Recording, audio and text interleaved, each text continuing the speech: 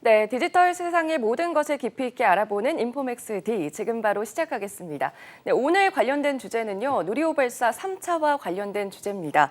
오는 24일 오후 누리호가 성능 검증을 이어서 이제 첫 실전 도전을 하게 되는데요.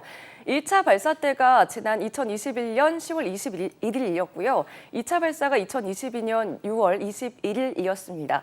1차, 2차 발사 모두 성능 검증을 위함이었다면 이번에 3차 발사는 아무래도 실용위성을 우주로 데려가는 것이기 때문에 더욱더 관심이 모아지고 있는데요. 뿐만 아니라 이를 통해 국내 민간 우주기업과 K항공 우주산업에 어떤 영향을 미치게 될지 지금 바로 알아보도록 하겠습니다. 유진투자증권의 정유훈 연구원과 이야기 나눠보도록 하겠습니다. 어서 오십시오. 네, 안녕하십니까? 네, 안녕하십니까. 1차, 2차 발사 모두 제가 이제 뉴스로 보도를 했기 때문에 이번 3차 발사가 저에게는 굉장히 또 감회가 새롭거든요. 근데 이번에 아무래도 누리호 3차 발사는 우리나라가 독자적으로 개발한 위성이 또 우주로 가는 거기 때문에 감회가 또 남다를 것 같고 의미 부여를 해도 되겠죠? 네, 그렇습니다. 1차 발사 때는 저희가 아쉽게 실패를 했고 네. 2차 발사 때 한 번에 연기는 있었지만 결국 성공을 했었잖아요. 네. 그래서 이번 2차 발사 그러면 이번 3차 발사의 차이점이 뭔지를 굉장히 많이 여쭤보시는 분들이 계세요. 그래서 2차 발사 때 최초로 성공한 게 의미가 있었으면 3차 발사는 그게 퇴색하는 게 아니냐라는 질문들을 주시는데 네. 사실 3차 발사가 굉장히 중요한 이유는 2차 발사는 발사 자체의 목적이 있었다면 3차 발사는 실제로 위성을 쏘아 올리는 그 로켓의 본연의 임무에 굉장히 초점을 맞추고 있거든요. 네. 그러다 보니까 이번 3차 발사가 성공하게 된다. 그러면 대한민국은 이제 실질적으로 실용 위성을 우주로 발사할 수 있는 국가가 되는 것이고 네. 여기에 의미를 좀 더 부여하자라고 하면 이제 다른 나라의 눈치를 안 보고 우리 힘으로 위성을 발사할 수 있는 이제 국가가 되는 거죠. 그러니까요. 굉장히 의미가 남다른데 현재 시각으로 봤을 때 수요일 오후에 발사가 됩니다. 지금이 이틀 전이잖아요. 발사 준비 단계를 조금 더 자세히 짚어주실까요? 네. 어제까지만 해도 이미 그러니까 지금 발사대까지 그러니까 발사대 로켓이 위치해 있는 게 아니라 네. 아직까지 조립실에 있는 상태인데 지금 1, 2, 3단 로켓이 전부 다 조립은 마쳤습니다. 네. 그리고 어제까지만 해도 이제 계속해서 검증을 들어갔죠. 이상이 있는지 없는지. 그런데 오늘은 이제 이 3단 로켓을 이제 실어가지고 네. 이제 내일 옮기게 됩니다. 그래서 오늘은 승차 작업을 진행이 되는 거고 내일은 이제 발사대까지 이제 이동하게 되고 그리고 수요일 날에는 이걸 기립을 시켜서 연료를 주입을 한 다음에 발사를 하게 되는 거죠. 네. 네. 이게 또 발사대로 이동하는 과정이 굉장히 또 중요하다고 들었거든요. 네. 이 이동 과정에서 변수는 어떤 게 있을까요? 실제로 이동하는 과정이 네. 뭐 이렇게 자동차로 이렇게 큰 이제 트레일러로 이제 이동을 하게 되는데 엄청나게 천천히 이동하게 돼요. 왜냐하면 그 안에 있는 부품들이 엄청 무겁다면서요? 엄청 네. 무겁고 또 굉장히 이제 복잡하게 이제 구성이 되어 있기 때문에 이런 부분에서의 변수를 줄이기 위해서 네. 거의 시속 2km 수준, 1km에서 2km 수준으로 천천히 이동한다라고 보시면 될 것 같습니다. 네, 이게 시각도 확인을 해보면 제가 알기로는 지금 수요일 오후 6시 24분이거든요. 플러스 마이너스 30분까지 가능하다고 들었는데 왜 이 시간을 정했는지도 궁금하고 이게 지금 1시간 안에 발사를 해야 된다고 하더라고요. 그 이유는 뭡니까? 우선 1차 때 발사 시간이 오후 5시였고 네. 2차 때 발사가 오후 4시였어요. 그런데 이번에는 황혼 발사라고 해서 6시 반에 발사를 하잖아요. 네. 가장 큰 이유는 뭐냐면 위성 때문에 그래요. 이번에 이제 우리나라가 발사하는 차세대 소형 위성 2호가 네. 이제 발사하는 고도가 약 550km 고도인데 여기에 잘 안착할 수 있는 가장 최적의 시간대가 오후 6시입니다. 그래서 오후 6시에 발사를 하게 되는 거고 이게 1시간 내로 발사해야 되는 이게 제한적인 요건이 뭐냐면 네. 이번에 누리호 같은 경우에는 액체 연료를 사용하는 로켓입니다. 그러니까 액체 연료와 산화제를 사용한다는 건 뭐냐면 굉장히 낮은 온도를 필요로 해요.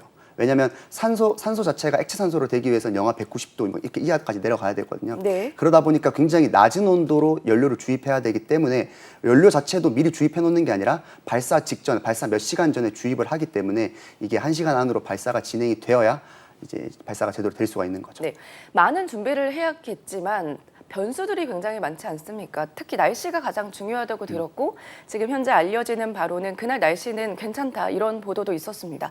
이것뿐만 아니라 또 다른 변수는 어떤 게 있을까요? 말씀해 주신 대로 가장 큰 변수는 사실 날씨라고 보시면 될 것 같아요.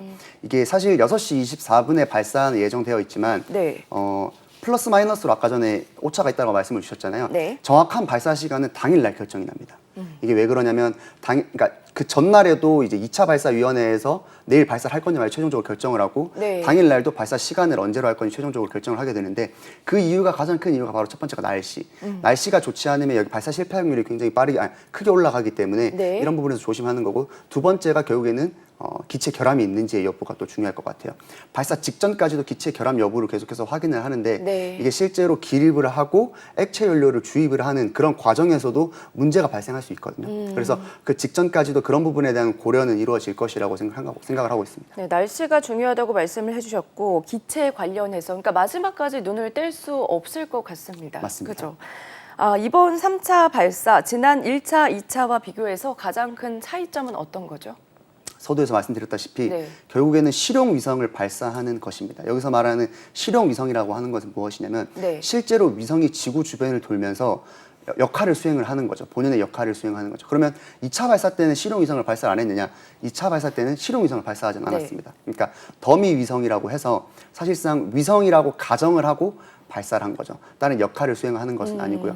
그러다 보니까 왜냐하면 2차 발사 때는 처음 발사를 한 거기 때문에 네. 실패했을 경우에는 사실 위성에 투입되는 비용이라든지 이런 부분들이 좀 굉장히 손해가 될 수 있기 때문에 2차 발사 때는 더미 위성을 발사를 했던 것이고요.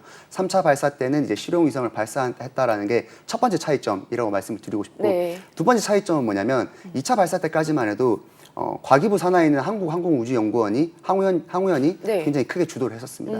그런데 이번 3차 발사를 앞두고 체계종합 이제 기업이라고 해서 하나에어로스페이스를 선정을 했어요. 네. 그래서 물론 이번에도 항우연이 주도를 하긴 하지만 하나에어로스페이스가 이제 항우연과 같이 이제 참관을 하면서 이제 3차 발사를 주도한다라는 차이점 두 가지를 말씀을 드리고 싶습니다. 네, 아무래도 실용 위성을 넣기 때문에 그 연료와 관련해서도 좀 궁금하거든요. 이게 액체 연료를 이번에 주입한다 이런 말씀을 해주셨잖아요. 네. 이전과는 좀 다릅니까?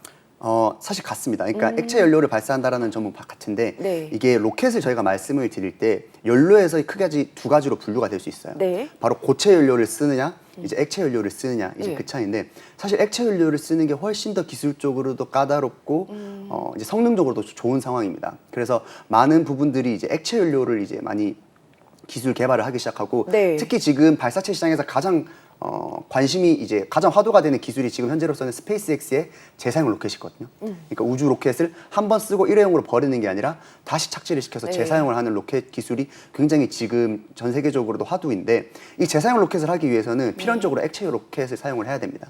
그래서 우리나라도 지금 액체 연료 로켓을 이토록 개발하고 있는 이유가 그런 부분에서의 발전 가능성도 더 염두에 두고 있는 것이죠. 네, 다시 재활용할 수 있기 때문에 더 중요한 것 같고요. 앞서도 좀 말씀을 해주셨습니다. 아무래도 이번에 가장 관심이 가는 것은 실용 위성의 탑재 아니겠습니까?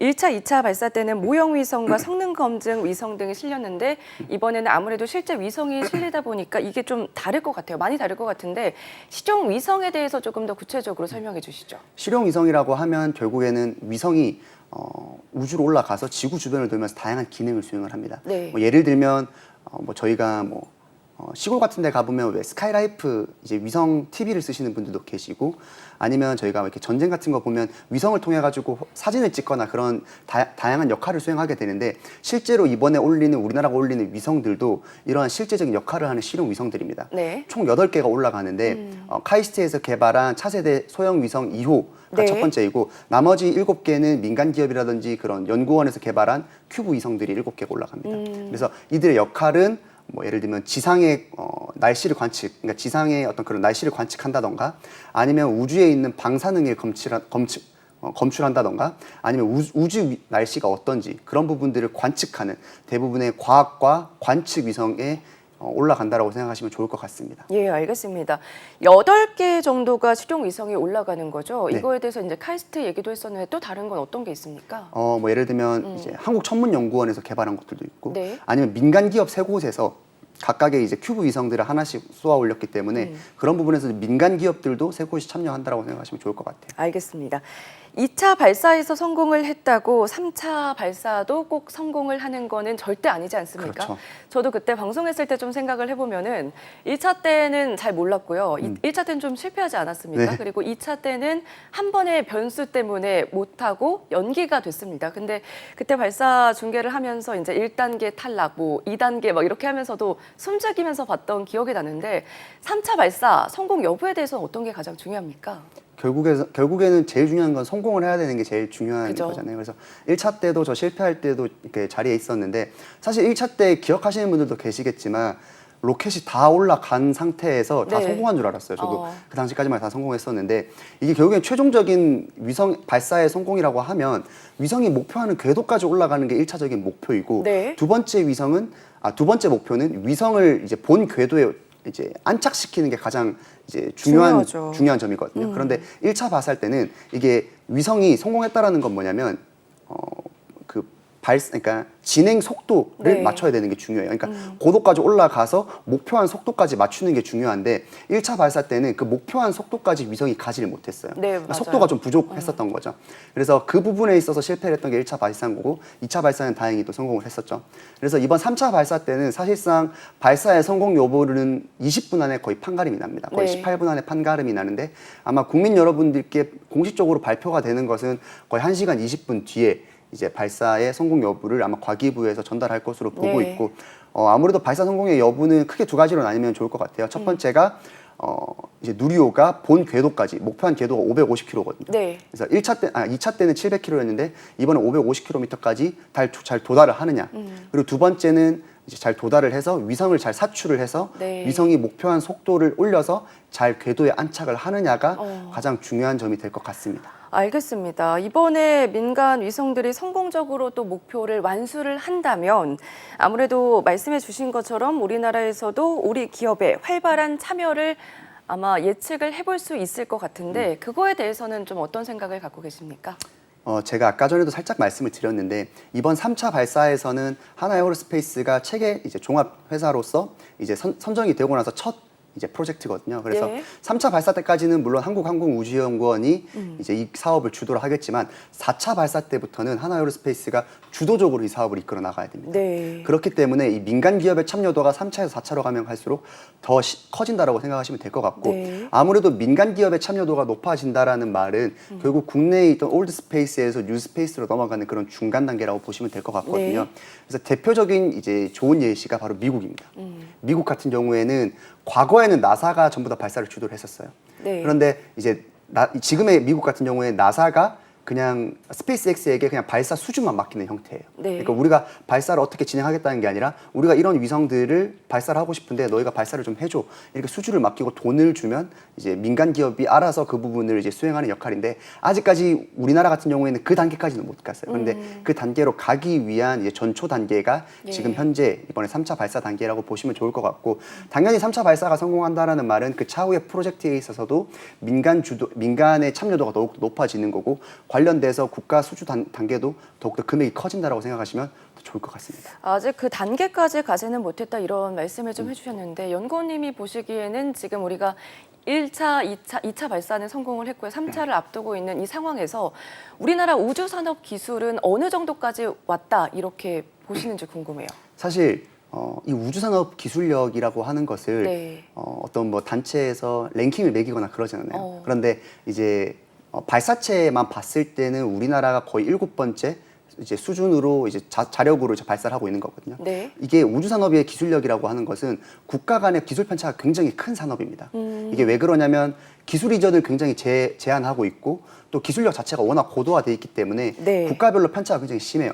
그래서 우리나라 같은 경우에는 사실상 좀 주변국들이 기술력이 굉장히 높습니다. 네. 예를 들면 미국, 뭐 중국, 러시아, 일본 이런 주변국들이 굉장히 기술력이 높기 때문에 네. 우리가 좀 뒤처지는 거 아니야? 우리가 이거를 해도 되는 거야? 네. 라고 이렇게 좀 생각하실 수 있는데 사실 앞에만 보면 그런 부분들이 많은데 우리나라 뒤에도 굉장히 많은 국가들이 지금 더 많은 국가들이 우리보다 기술력이 뒤쳐져 있거든요. 네. 그래서 이런 부분에서 결국에는 앞서 나가야 된다라고 생각하는 게 제 생각인 거고 네. 대표적으로 지난해 러시아 우크라이나 전쟁이 터지면서 이런 부분에서 우주 기술력이 자체적인 우주 기술력이 확보해야 되는 필요성이 굉장히 많이 올라갔었습니다. 왜냐하면 네. 러시아가 우크라이나 전쟁으로 인해 가지고 발사라든지 이런 부분들을 일방적으로 제한해버리고 이러다 보니까 거기에 대한 기술력의 필요성이 굉장히 많이 증대됐고 네. 이번에 우리나라 같은 경우에도 그런 부분에서 자극을 많이 받았기 때문에 좀 자립성을 높인다는 데 있어서는 좀 중요한 의미가 되는 것 같습니다. 알겠습니다. 아무래도 우주 산업 하면은 미국에는 스페이스X 같은 민간 우주 기업이 또 유명하죠.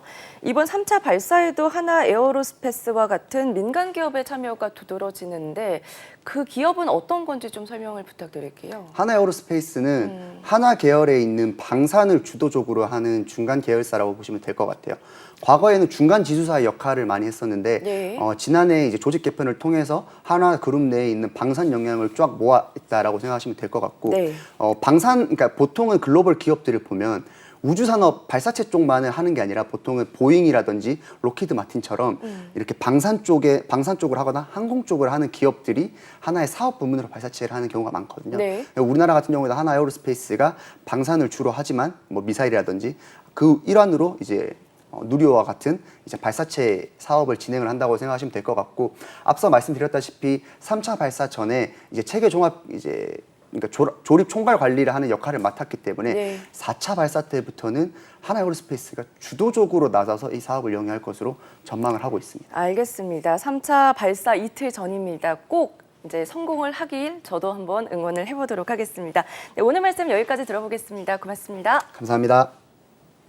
안녕하세요. 인포맥스D 아나운서 강래원입니다. 더 많은 실시간 경제 뉴스와 경제 정보를 알고 싶으시다면 오른쪽 구독 버튼을 눌러주세요.